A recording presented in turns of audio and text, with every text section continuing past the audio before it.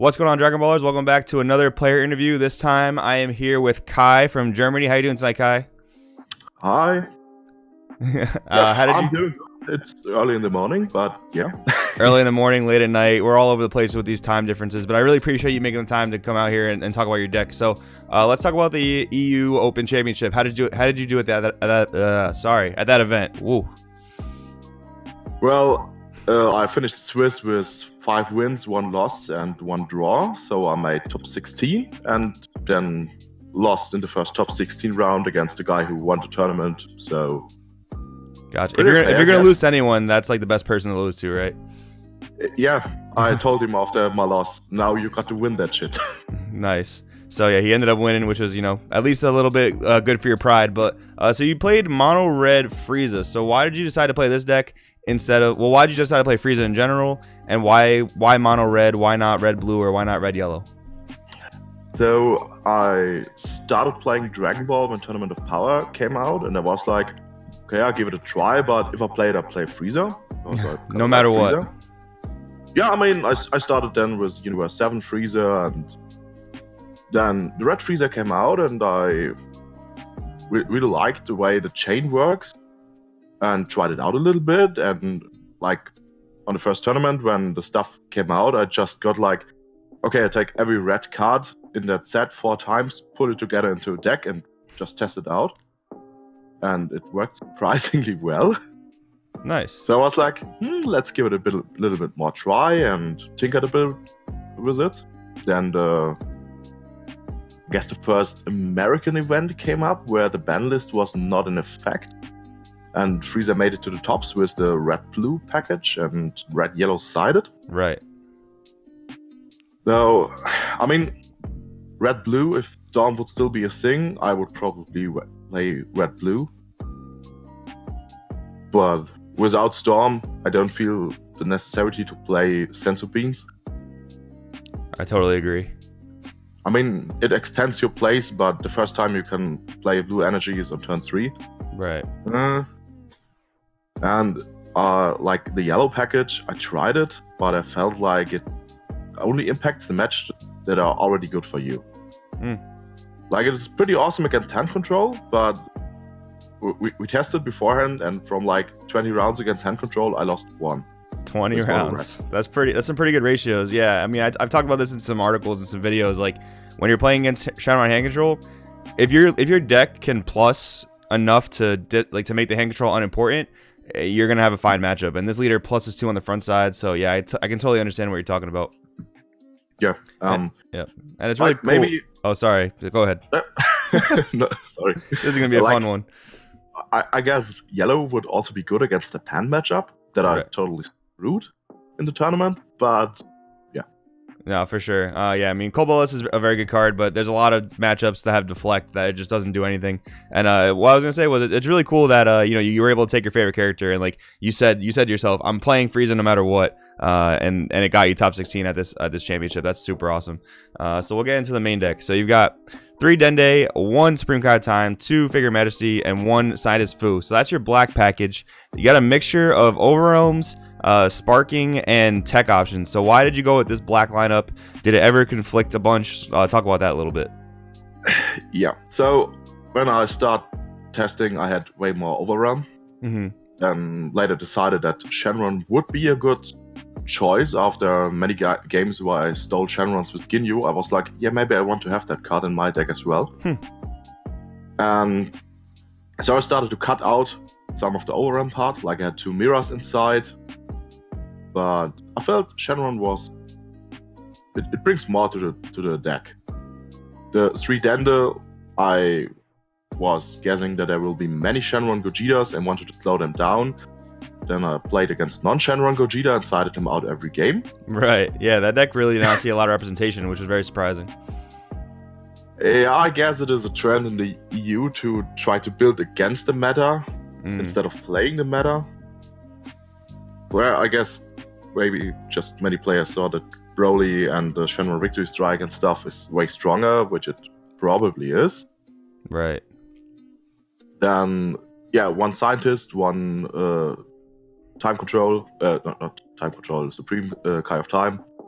Like, I have I own one side Fu and one Supreme Kai of Time. So you just played them? Yeah, I would maybe play more of the Kais. They are pretty good. Nice, nice. But more than one Fu would overdo it. Yeah, I hear you. Then we've got 6 negates. So after image, I completely understand. How was paralysis technique with like no storm in the format? Like, was it essential? Was it good in certain matchups? How did that card perform? I just charged it. Yeah, like wasn't that good? There were some times where it was okay because it theoretically can stop more than one attack. By dropping it down, especially if you are on the backside of the leader and already at 20k. But you just don't need it. It is good if you in the mirror. It is awesome because you can. Yeah, I mean, I never played the mirror in the tournament, but they have a lot of small stuff that you can drop down. Right. Then against veggies, it is awesome. Also, one of our players at locals.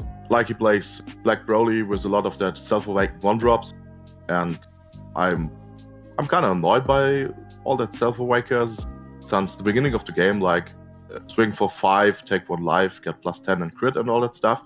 Right, they're super value cards. Yeah, Paralysis technique just stops that because they kill them. Absolutely. And then we have the main chain, the Frieza Overture to Battle, the 2-drop, then we have the J super combo, 2 Dodoria, and 3 Zarbon. I find this interesting with no Frieza spaceship. So talk about why you didn't play spaceship a little bit. I feel there's a lack of targets, and like on turn 2, when you would like play the spaceship, you can make like 3 to 4 attacks, or play spaceship. Which So one are you gonna pick? Yeah, I will always go for the attacks. Yeah, fair enough, fair enough. And then we have the 3 Zarbon, the 2 Champa, just a game ender, and then Glory Obsessed Vegeta. So this is actually a card that a lot of apparently Frieza decks started to kind of tech in their decks. So talk about why you decided to play this card. I mean, striving to Goku is not that big of a problem, but it slows down the deck. Right, it's kind of just annoying. Yeah, you do not want that. Then you have like Shenron sitting on a Purunga, so you can attack the Purunga and all that stuff. It just gets rid of cards for your opponent. Nice, yeah, great red card, and it's, yeah, it makes sense in a mono red deck. 4 body change Ginyu. So how did this card? This card is like, it's very interesting. I feel like it's one of like the best cards in the game, but like only certain decks can play it. So how did you feel about this card over the whole weekend? In all the matchups that I could use him, he was straight out awesome. But again, I faced 4 Janemba, so you never use that guy against Janemba. Right. But like, I played 1 round against Victory Strike Shenron, and I basically won that round because I stole his Shenron. Nice. Then he didn't have the untap going on to have more resources, so I could survive the triple attack victory strike. Yeah, you survived the triple attack victory strike. That's pretty insane. Yeah, after image does all the stuff. Oh, that card's pretty good. Yeah, I heard that card's pretty good. And then you have 2 random chain attack Trunkses. So why did you decide to play 2 chain attacks with no Zenos or no 1-drop to evolve over? Why did you decide to play 2 of this card? Yeah, it was the spot I was the most like, yeah, is that really okay? And in the end, he didn't do anything.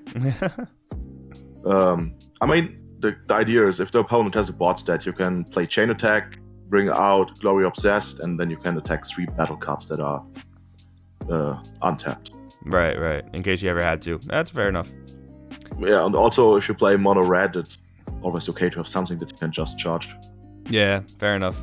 Then you have the Final Showdown Frieza. So this is one of those cards that can actually counter all the things with Deflect. It can be baited out, which is kind of unfortunate, but did this ever actually successfully stop like a Gogeta 7 or a Height of Mastery? Yeah, it did. Nice.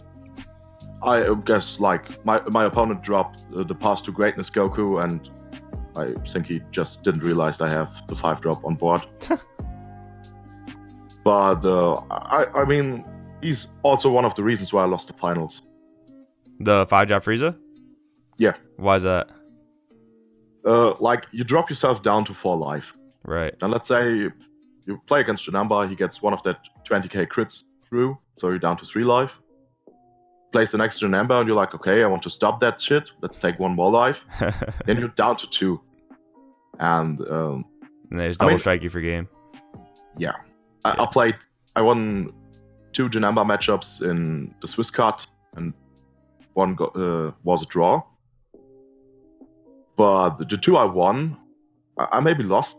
If the Janemba players remembered, they can just take my life and kill me with that, and do not have to mill me out. Right, yeah, I mean, that's the one thing about Janemba. It's like it's very easy to play, but like that's like the big problem is like when you give an easy deck to play to a really good player, it's just like, oh, it's so overpowered. And yeah, I mean, the fact that it can go somewhat aggressive too is pretty annoying. But yeah, it is what it is. And then the Frieza Army Reborn. So how many games did this card win you? None. Really? I played it 1 time and lost that game. Wow, that's surprising. Just because you had to tap out and it didn't win. He had too many negates or what? Yeah, it was against Janemba. 3 negates. Yikes. And still had the negate of his leader going, so... Yeah. So, you think you're going to cut this card in the future, or just keep it there because it looks nice? I mean, it is a one-off. Right. Like, if you draw it too early, you just charge it or combo with it. I would keep it. I mean, I guess there's always an opportunity to win games with it. Fair enough. And then we'll go over the sideboard real quick. So we've got 2 Cronoa just for the Shugash matchups. Oh, sorry. I almost thought that was a 5th Dende. The 4th Dende. The second 2 Kami. The 4 Haru. How much actual yellow and green? I'm sure you faced a fair amount of Broly, but how much green did you play against? None. Yeah, makes sense. No one's really playing androids right now. Yeah, but I guess that will kind of pick up now. You think so? With Janemba? Yeah, I can definitely see it. I mean, I talked about before that it would be a great pick against Janemba. I also think it's pretty good against those Broly Victory Strike decks and Broly Triple Flash and the Shenron Victory Strikes. Yeah. Because all of your barrier deadly defenders, so you just don't die to that. Fair enough. And then the Mass Saiyan Mysterious Warrior just for like veggies and like random storm decks, right? Yeah, and I also sided it in against Janemba because it's 20k double strike for 1 mana. Yeah, just cheap aggro, definitely. 2 burst attack. Was this for like hand control or what was this for? Yeah, against hand control. Gotcha.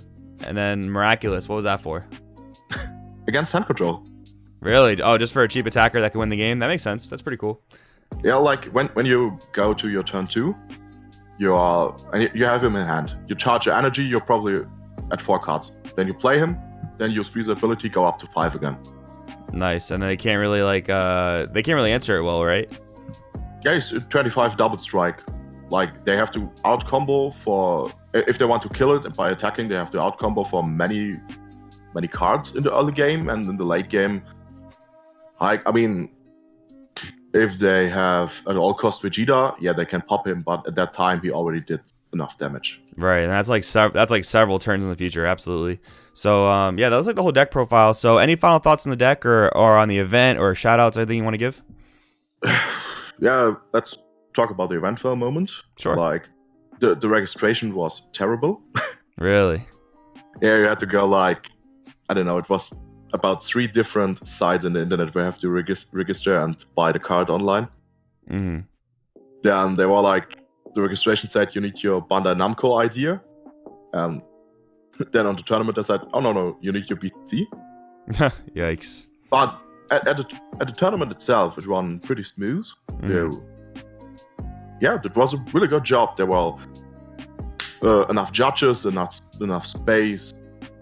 Everything went smoothly. We were pretty good on time. Even so, I mean, the internet site said that they want to be finished at 10 o'clock in the evening.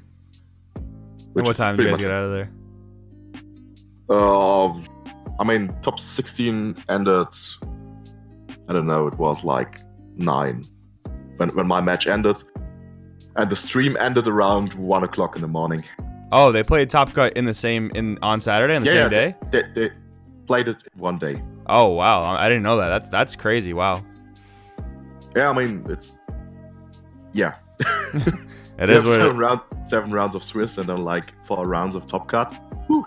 Yeah, that's a long day. That stinks, honestly, that they didn't split up into 2 days. But, I mean, again, congratulations on your top 16 finish. Any shout-outs you want to give? Yeah, shoutouts to my team, New Frontier. We are most likely a Force of Will playing team. But some of us started to off-branch into Dragon Ball, since Force of Will has off-season. And I guess I did pretty well. Other guy of my team went, I don't know where it was, somewhere around near to the top 32, but missed it like 2 or 3 spots. Yeah, then just shoutouts to the other guys that came with us from Germany, like we were 12 people flying over. It was a pretty nice event. Excellent. Well, congratulations again, Kai. Thank you so much for joining us tonight. That's going to bring this video to an end. No problem. And we'll see you guys next time. Yeah, like maybe we fly over to America. Yeah, that'd be awesome. Hey guys, now that you made it this far, listen good, listen close. In this pile of bulk behind me, I've got a victory strike just sitting there, unsleeved. Just minding its own business, just wants to be played, just wants to be used, just wants to, you know, cheese people out of wins. And I swear, if you don't hit the subscribe button or check out some of our other videos right now before clicking off this video, I'm gonna rip it to shreds. I'm gonna tear it up. I'm gonna waste $500 if you guys don't hit the subscribe button or check out some of our other videos. I swear, I'll do it. I really will.